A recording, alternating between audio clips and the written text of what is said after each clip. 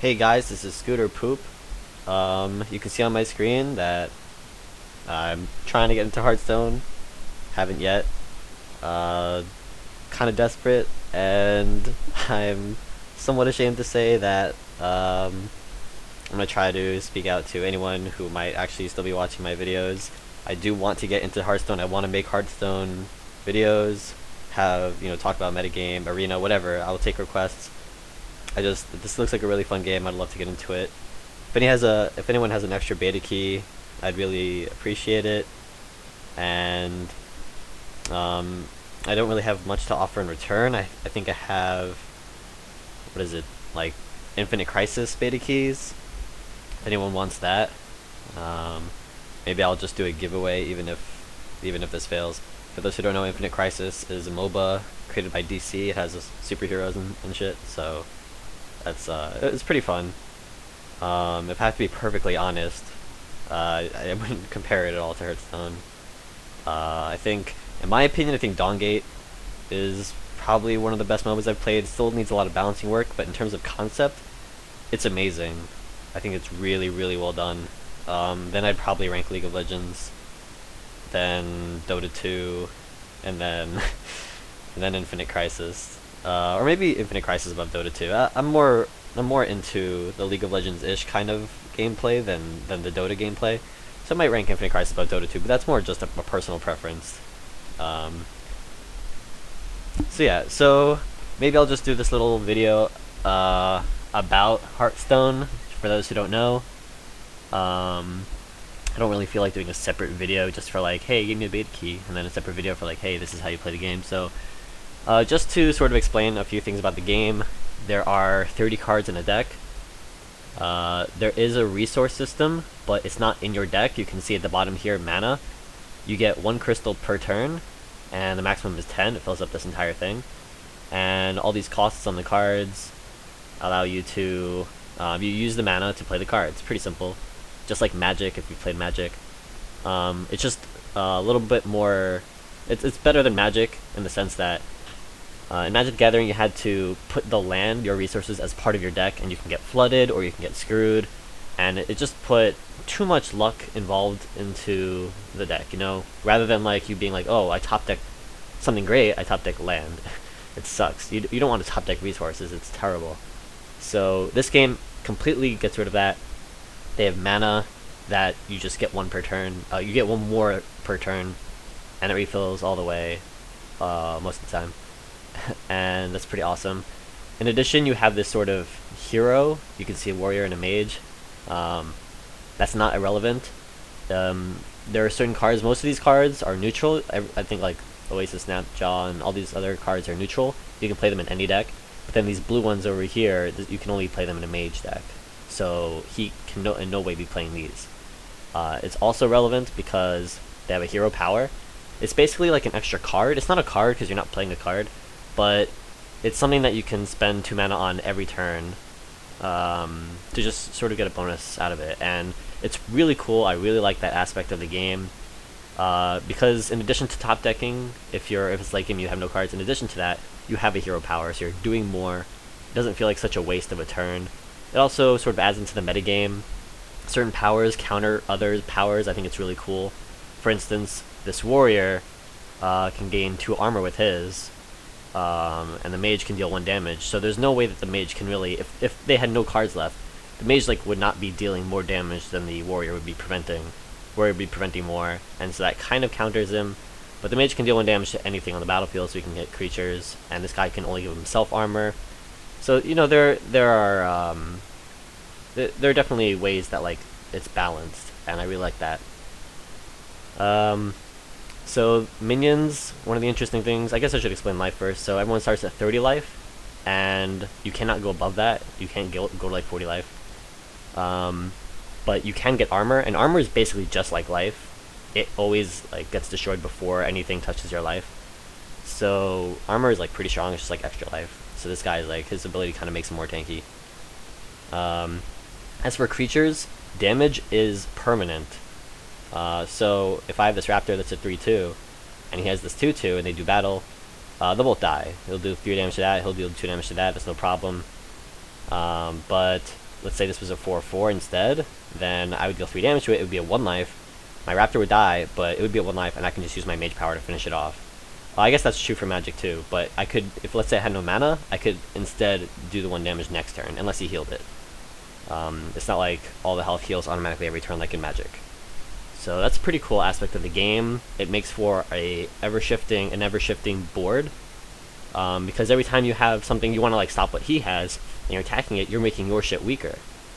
And it's the same for him. So the boards, unless somebody gets like a really good board and good control spells, it's pretty much just going to be going back and forth in terms of boards until one player finally just wins. Board control is pretty important. This card Polymorph like makes a minion into a 1/1, so, and with like no abilities, so it's very good. For board control, it's very good with the Mage. You can only play it with the Mage, but it's very good because for 5 mana you can just instantly kill it. You just make it into 1/1 and then fireball it, or whatever, not fireball, whatever the Mage power is called. Then you can see this warrior has a weapon. The weapon costs mana. You'd have to draw it. It's just a card. It costs mana. You equip it. The left symbol is the attack, and the right symbol is the durability. And 1 durability subtracted every time you attack with the weapon. Your guy can attack. They can't normally attack, like this mage can attack. If they have any sort of power, which would appear over here, or if they have a weapon, or both, they can attack. If he were to attack the raptor, he would take the 3 damage, although he could armor up. So you have to remember that when you're trying to board control. You can also attack the enemy, but mostly I think weapons are used for board control. There's a history on the left that's really cool, because sometimes you have to go AFK for some reason. You come back and you get to know exactly what happened. You also might be curious, what did he do last turn? Has he used all copies of the card in his deck? I don't know how far back you can see in the history, but I would assume that you can see that because it makes the game more interesting. You don't have to like remember things or write things down, which can be annoying. The maximum hand size you can have is 10. After that, if you like have 10 and you draw a card, it's immediately discarded. It's not like you get to draw it and then like at the end of the turn it's discarded. You automatically just cannot draw it. If you run out of cards in the deck, which does happen a decent amount of time, there's a decent amount of draw power, and there are only 30 cards in the deck. The games are usually pretty fast, so they won't. They sometimes don't draw out the deck. But if you do, then what happens is whenever you would draw, you take 1 more damage than you previously would have taken. So the first time you'll take 1 damage, that's the base case, and second time you would take 2. The third time you would take 3. Fourth time you would take 4. And that hurts a lot because it doesn't sound like you're taking too much damage. But if you think about the total amount of damage you're taking, by the second turn you're taking 3. By the third turn you're taking 6. By the fourth turn you're taking 10. That's in total of all that damage you're taking. So it sort of like has to end the game. What else can I talk about? There are creature abilities that are very important. So this guy has no abilities. I don't remember if this guy's an ability, but this guy you can see has the shield, and that is taunt. Taunt means that if I'm a mage and I were to attack, I have to attack this guy. Anyone with taunt, you have to attack. If there are 2 things with taunt, you get to choose, but you have to go through taunt first. Of course, if I polymorphed it, it would lose taunt, and that's awesome because not only could I just like kill it, but in this game, instead of magic, in magic you're like attacking the enemy player, and you're not in this. You get to attack whatever you choose. So you can attack the player if you want, and he can't block unless he has this taunt there, then you have to attack that. But let's say this didn't have taunt, I can attack literally any of the 3 targets. I don't know why I said literally there, but yeah, you could attack any of the 3 targets as long as it didn't have taunt. So taunt directs your focus, but you have that option. Like I could just ignore him and just attack him, and he could just ignore the raptor and just attack the mage. So it's pretty interesting. And creatures have static abilities. I think Ray Leader here like pumps up all other creatures by like 1 attack or something. That's pretty cool. They have burn spells. Mage is really good with burn spells. Fireball does like, what is it, 6 damage or something? Very strong. I'm not sure if the mana cost, I think it's 4 mana, maybe I'm wrong. But this isn't like the most updated picture, I don't think.